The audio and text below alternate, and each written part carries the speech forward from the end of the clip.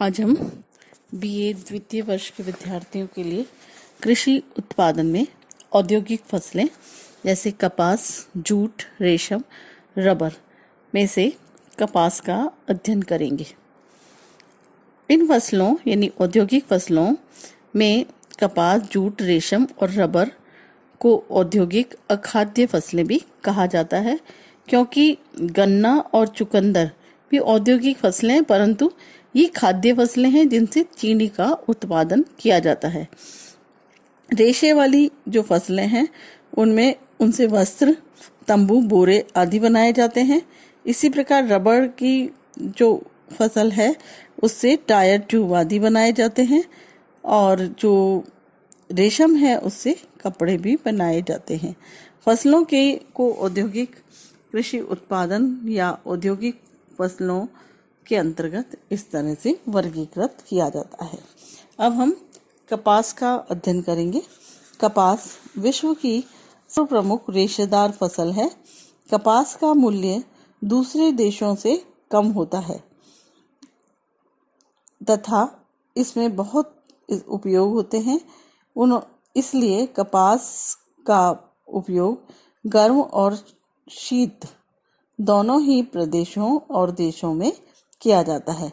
इनसे वस्त्र, बिस्तर, बिछौने, साज सज्जा के कपड़े औद्योगिक वस्त्रों के लिए काम में लिया जाता है। यह कपास का जो पौधा है वो उपोष्ण कटिबंधीय जलवायु का पौधा है। प्राचीन काल में कपड़े बनाने के लिए अधिकांशतः कपास के रेशे का प्रयोग किया जाता था। आज वैज्ञानिक प्रगति के विश्व में जब कृत्रिम रेशों का निर्माण बढ़ता जा रहा है, प्राय सभी देशों में कपास का पर्याप्त प्रचार है। सभी गर्म देश वर्ष भर इन्हीं रेशों से बने कपड़ों का प्रयोग करते हैं। विश्व में सूती वस्त्र उद्योग होने का जो कारण है वो कम व्यवस्था, कपास का उत्पादन अन्य रेशों की तुलना में अधिक होना, अन्य रेशेदार पदार्थ जैसे कि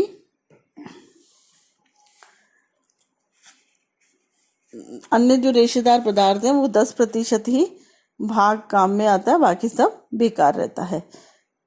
और जैसे कि इसके बिनौले होते हैं, कपास के बिनौले, इनसे तेल निकाला जाता है, जो तेल साबुन आदि बनाने में तैयार किया जाता है। बिलौने से पशुओं की खल बनाई जाती है और ये खल जो है वो पशुओं के काम में आती है। अब हम जो मेन है कि कपास की किस्में, कपास की 3 किस्में होती हैं। एक तो लंबे रेशे वाली कपास जो कि फ्लोरिडा, जॉर्जिया, कैरोलिना, उत्तरी ऑस्ट्रेलिया, फिजी द्वीपों में पाई जाती है। मध्यम रेशे वाली जो फसलें हैं कपास की वो उत्तरी अमेरिका, मिस्र, पेरू, उत्तरी ब्राजील, युगांडा, तंजानिया, मैक्सिको, संयुक्त राज्य अमेरिका आदि में पाई जाती है। छोटे रेशे वाली जो फसल है वो मुख्यतः घटिया किस्म की मानी जाती है और वो भारत, ब्राजील, चीन, बांग्लादेश आदि एशियाई देशों में प्राप्त की जाती है। अब इसके लिए जो भौगोलिक दशाएं आवश्यक हैं कि कपास का जो पौधा है, जैसा मैंने आपको बताया, उपोष्ण जलवायु वाला पौधा है। उगने के समय लंबी गर्म ऋतु की आवश्यकता होती है। भारत, उज्बेकिस्तान, चीन, उत्तरी अमेरिका में इस पौधे की जो लंबाई है वो 1.5 मीटर से 2 मीटर तक ऊंची होती है।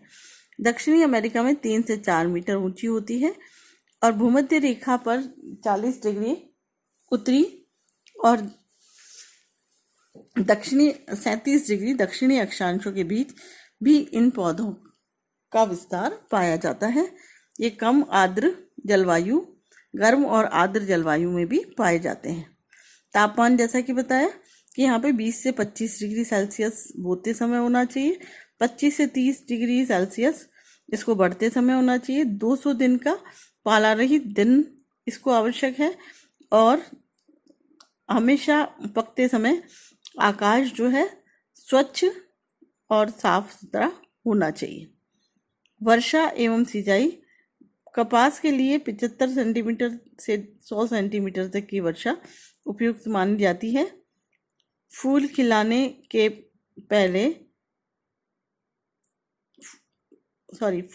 के पहले ये जो रात्रि में वर्षा अगर हो जाती है तो फूल इसके गिर जाते हैं, साफ नहीं आते। और यहाँ पर 75 सेंटीमीटर से कम वर्षा में भी इसका पौधा आसानी से उग सकता है। जिन प्रदेशों में कम वर्षा होती है वहाँ इनको सिंचाई के माध्यम से जल दिया जाता है। मिट्टी एवं धरातल।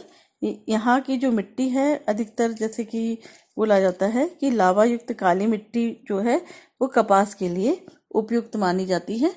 और ये कह सकते हैं कि उर्वरकों में खाद और ammonium sulphate, super phosphate, urea आदि का प्रयोग किया जाता है।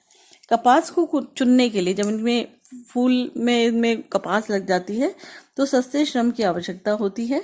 संयुक्त राज्य अमेरिका एशिया के ऐसे देशों में है जहां मशीनों के द्वारा कृषि कार्य किया जाता है, परंतु अधिकतर देशों में कपास चुनने का जो काम है वो श्रमिकों के द्वारा ही किया जाता है। विश्व के जो उत्पादक देश हैं उनमें चीन प्रथम स्थान पर है।